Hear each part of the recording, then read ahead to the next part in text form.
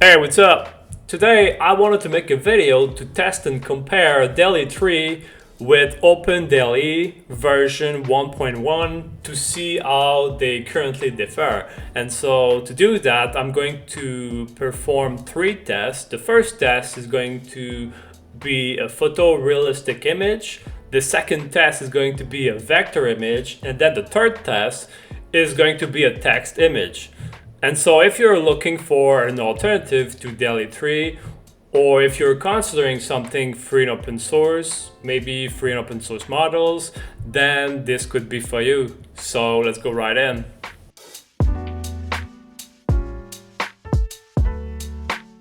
So first of all, what exactly is DALL-E 3? And DALL-E 3 is a popular AI image generator developed by OpenAI. And as of right now, you can currently use DALL-E 3 from many places like ChatGPT, Microsoft Copilot, or Microsoft Designer.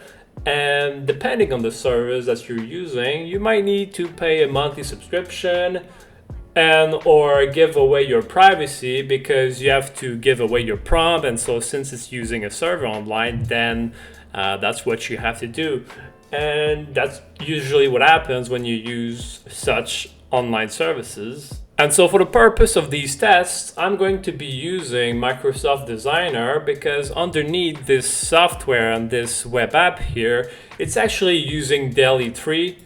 And it is also, as of right now, it's also free to use, but I'm expecting that at some point Microsoft is going to add it to a subscription or something like that. And so it's free for now, but I'm expecting to be using a subscription in the future. So the second thing that I wanted to talk about is what exactly is OpenDALL-E. And OpenDALL-E is basically an AI image model developed by the open source community, more specifically from DataVoid, this guy here from this website, and it's on CVIT AI. And these models here is based on SDXL 1.0, and the purpose of these AI models here is to be as close as possible to DALL-E 3.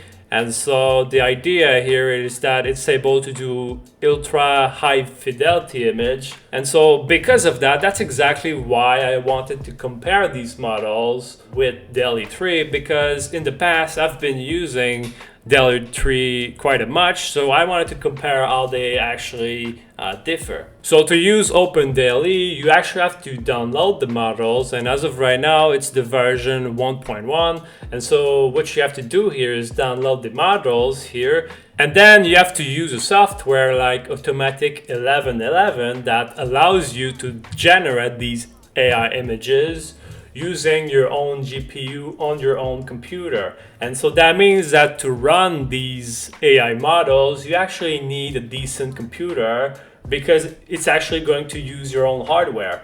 And so in my case, I'm a gamer, and so I play video games. And for me, having a powerful computer with a good GPU is quite an important thing for me. And so that's something that I can do. And so before we actually start the test, I simply wanted to talk briefly about my setup and my settings that I'm using. And so on the left here, you can see that I have Microsoft Designer here, and you don't need any settings. It's going to work pretty much great out of the box. The only thing is that you need to make sure that you have the text box that is going to run the prompts. And on the right here, I have Automatic 1111, and in this case it's a little bit more complicated because there's a few more settings. So in this case, what I'm going to do with Automatic 1111 is that I'm actually going to use the settings that are recommended by the AI models from DataVoid. And so if I look at the settings here, he says here that he recommends using a scale of 8 to 7. So right now it's on 7, so I'm just gonna make it to 8. And then he says the steps to 60 to 70 for more details, or 35 steps for faster results. So in my case, I want to do some great quality image, so I'm gonna put it to 70. And then the sampler, he says DPM 2, and then the scheduler normal caras. So I'm assuming that my sampling method here is fine. I'm using DPM++ to M caras. All right, so let's start with the test number 1, which is a photorealistic image, because I simply wanted to see the overall quality of the image generated. So to do that, the prompt I'll be using is cool monkey with sunglasses surfing on a big wave in Hawaii, and then I'm specifying photorealistic. And then I'm gonna take this prompt and also going to put that in automatic 1111. The only thing is that I think that Microsoft Designer is generating 2 images, so I'm actually going to generate 2 images also on automatic 1111. So let's go, let's test this. Generate and then generate here. Alright, so here are the results. And so first of all, Microsoft Designer was a little bit faster to generate these images. So let's just check them. So as we can see, there's this one. It looks pretty nice. I kind of love it. There's also this one. It's pretty nice on the wave. And then automatic 1111, I got these, and the style is quite different. It seems like this one, I mean, those are nice images, but they seem more cartoonish than the one generated from Microsoft Designer. And so I think I prefer a little bit more the images created from Microsoft Designer, but the ones from automatic 1111 and OpenDALL-E are still pretty good too. Alright, so the second test that I wanted to do is an illustration of a vector file. And I wanted to do this test because in my case, I have a print-on-demand business, and one of the things that I usually do is that I try to generate vector images and illustrations because they usually look great on t-shirts or some sort of product. And when I use AI, I usually try to specify that I want an illustration or a vector file, because it's usually easier for me to use tools like an auto trace in order to transform the JPEG into an SVG. And so that makes the transformation that I have to do for my work easier. And so ultimately, the best would be to generate SVGs, images straight up, instead of generating JPEGs or PNGs. And so as of right now, this is kind of what I'm doing. And so for this test, what I'm going to do here is that I'm going to specify illustration of a cute orange kitten with big green eyes, and then I specify a vector image and then a white background. So I'm gonna do that for both Microsoft Designer and OpenDALL-E. So let's generate that. Okay, so now we got the results. And first of all, the time was much shorter with Microsoft Designer than OpenDALL-E. So there's that. And then if we actually look at the result, we can see that these results are pretty nice, and they actually look like illustrations. They actually look like some sort of kid's image, if that makes sense.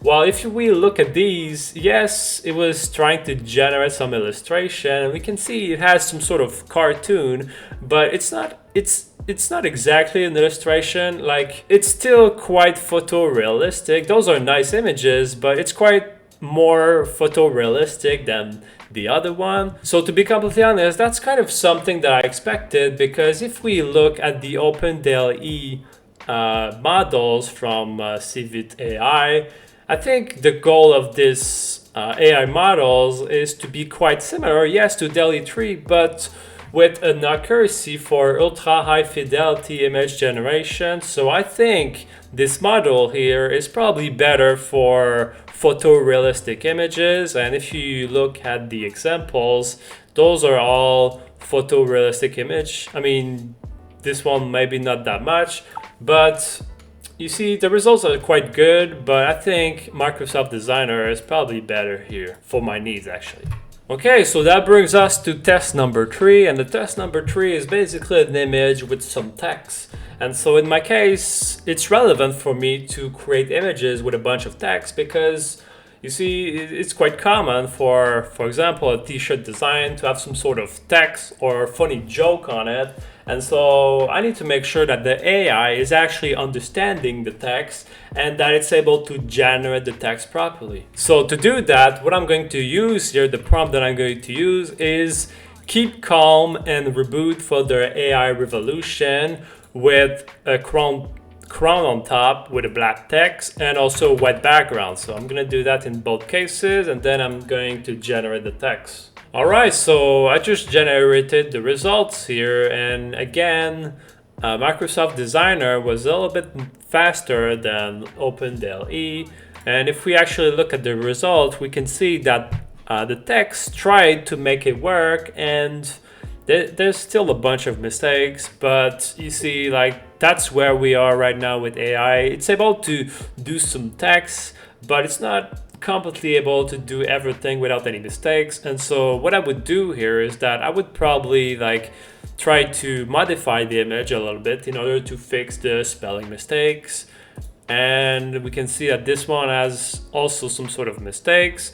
And we can see that there's much more details with the crown, and there's also more details around, there's some sort of doodles or whatever around the image. So that's kind of nice.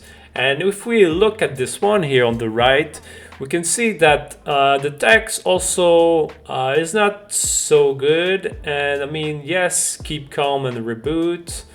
And keep calm and reboot and keep calm. You see, it tried to do the text, and it's on the right way compared to this one here. You can see that the text is kind of wavy as well. It's not exactly straight. So there's also, this one did not generate all the text. I mean, keep calm and reboot is still a great phrase, but it's not what I asked.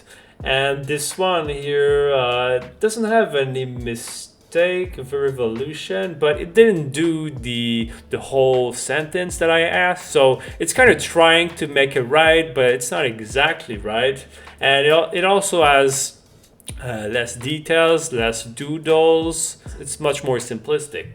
And so in conclusion, I think that there are many differences between the real DALL-E 3 and the free and open source alternative to OpenDALL-E.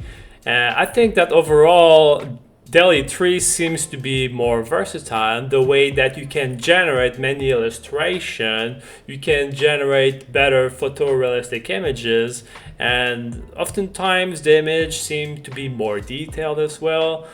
That being said, you might have to pay a monthly subscription to use DALL-E 3, and so as of right now, for now, Microsoft Designer is free to use, so it might be a good idea to take advantage of that because it is still being developed. But I think that at some point, Microsoft Designer is probably going to be locked in behind some sort of subscription or Microsoft 365 subscription or anything. And with OpenDALL-E, yes, you can use it for free, but you also need a decent computer with a great GPU, and you also need the proper installation to make it work. But ultimately, you can generate everything from your own computer without using any servers, because everything is made locally on your computer, and you have more control over the images that you do with all the settings that you have.